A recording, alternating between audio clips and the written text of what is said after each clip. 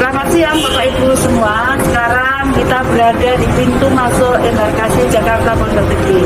Disinilah awal mula jemaah haji turun dari bus.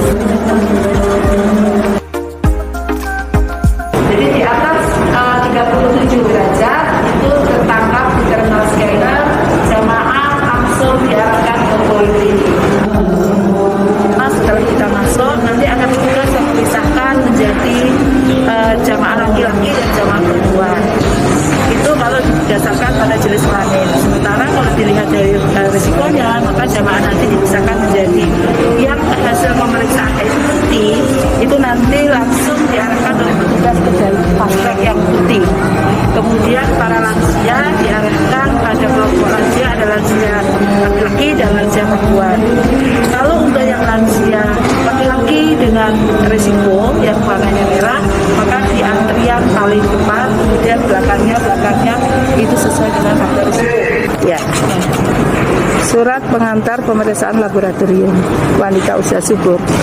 Langsung jalan dulu ya.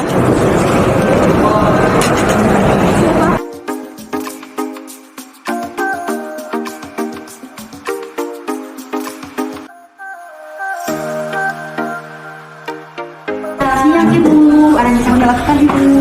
Nah, ini saya disuruh periksa laboratorium. Ya. Dengan Ibu siapa maaf sebelumnya? Nane. Ibu Nane untuk ambil dulu. Oke. Jangan sampai penuh ya Bu ya, cukup sepertiga. Oke. Sudah Bu. Iya. Letakkan sini kita. Iya.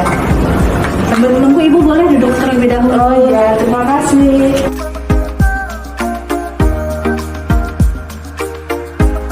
Ibu Nani. Ya. Silakan Ibu. Ibu alhamdulillah hasilnya negatif.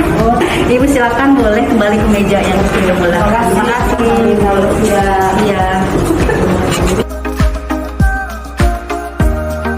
Ya. Ini hasilnya udah ada. Saya lihat dulu hasilnya negatif atau bukan, skema analis obat dari puskesmas. Jamaah membawa obat-obatan, nanti kita akan memberikan form obat di sini dan diulahnya di sini.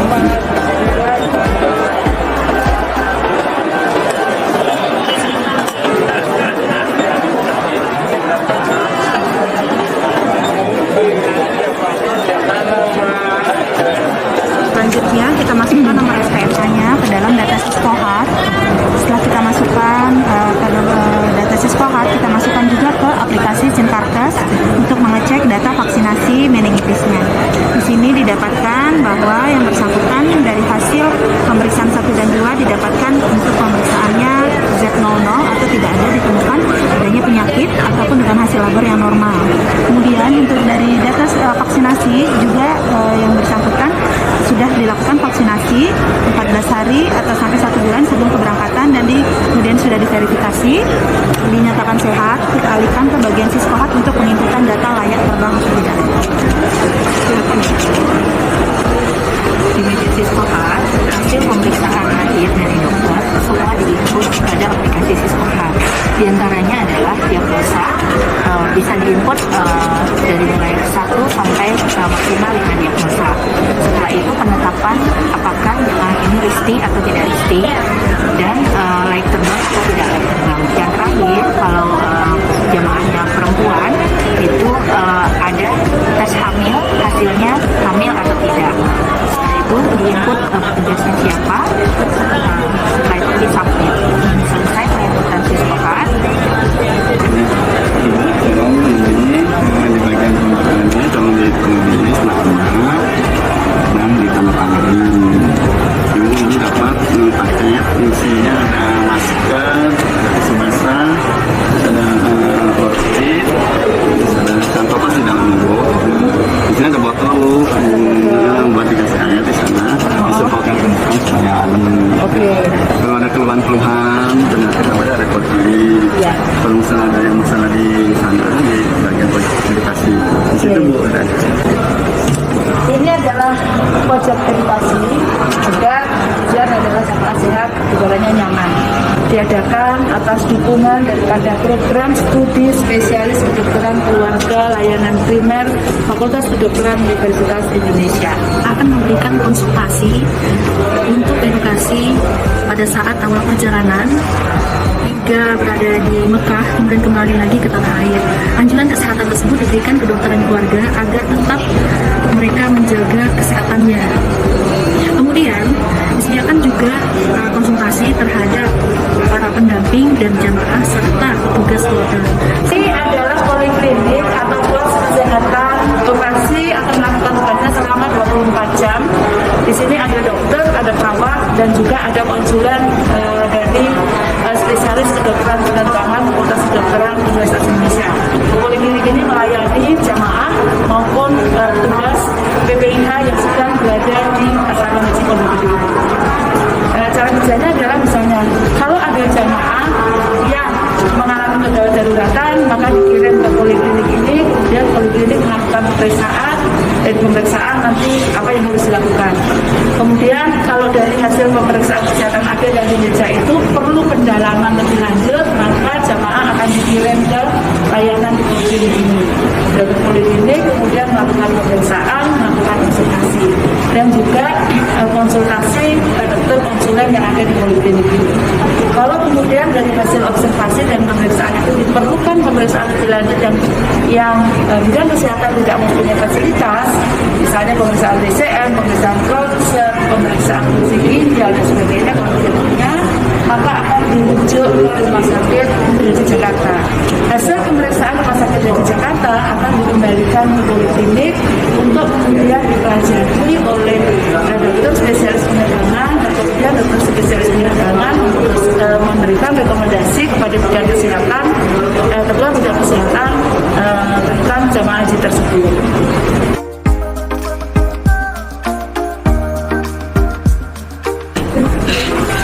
Biasanya setelah pasien masuk kita akan menanyakan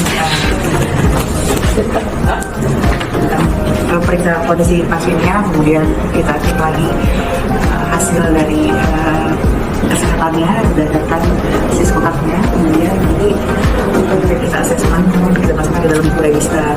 Jika ada hal-hal yang perlu dilakukan pemeriksaan lebih lanjut, biasanya nanti kita akan konsulkan juga ke dokter spesialis kedokteran penerbangan. Kemudian jika memang dari hasil rekomendasi dari dokter spesialis kedokteran penerbangan nanti juga akan dirujuk ke rumah sakit haji, kita juga akan merujuk ke rumah sakit haji dengan menggunakan program yang sudah ada. Ya. Di poliklinik ini ada 4 tempat tidur, ada 4 fasilitas tempat tidur.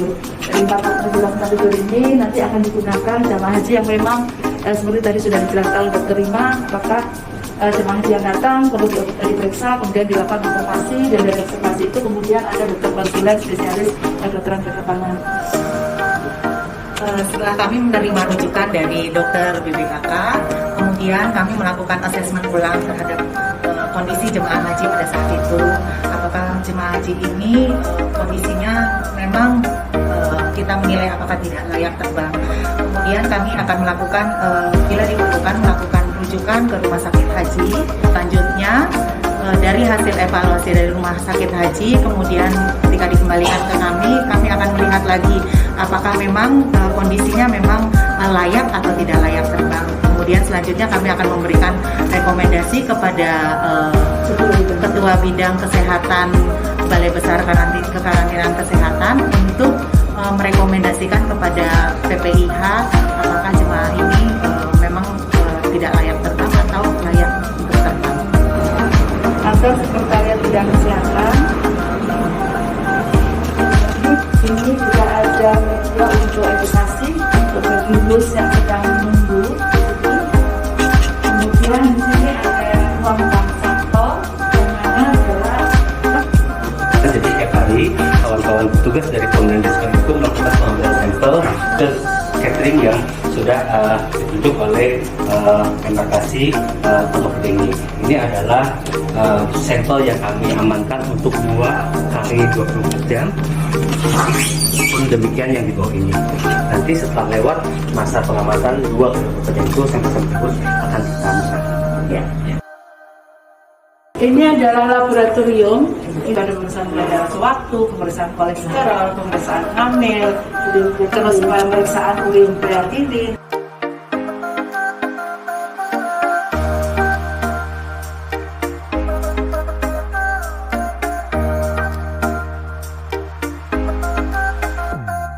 Ini adalah ruangan rekonsiliasi dan juga pengaduan jemaah.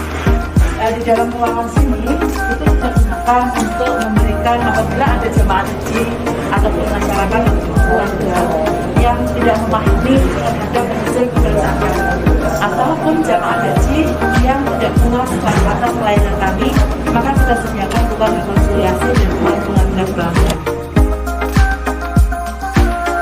Pemantauan ini berguna atau untuk melihat untuk memantau kondisi jemaah haji terutama yang sudah tiba di bandara melalui sistem Hatbus. Itu di sini adalah ruang administrasi dan umum, yang mana di dalam ruang administrasi umum ini yang mengendalikan seluruh kegiatan atau seluruh dukungan untuk operasionalisasi daripada bidang kesehatan yang dijalankan oleh BPKK Soekarno-Hatta. Ini adalah ruang perwira jaga.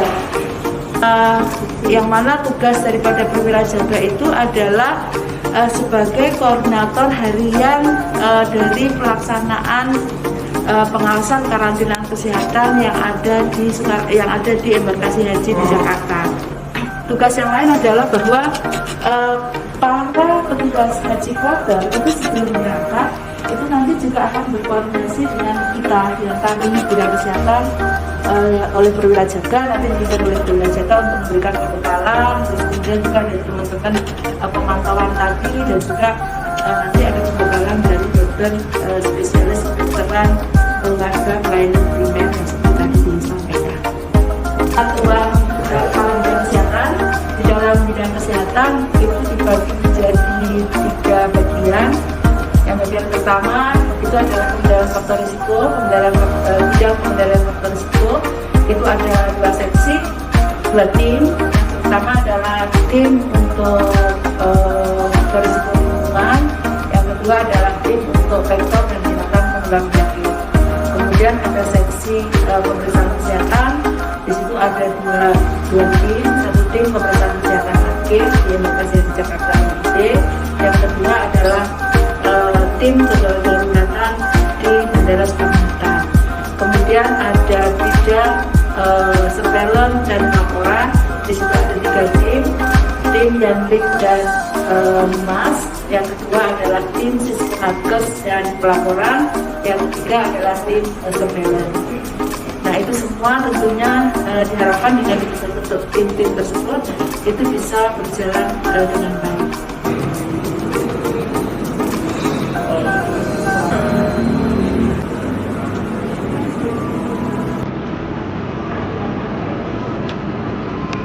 Cepat nggak Pak?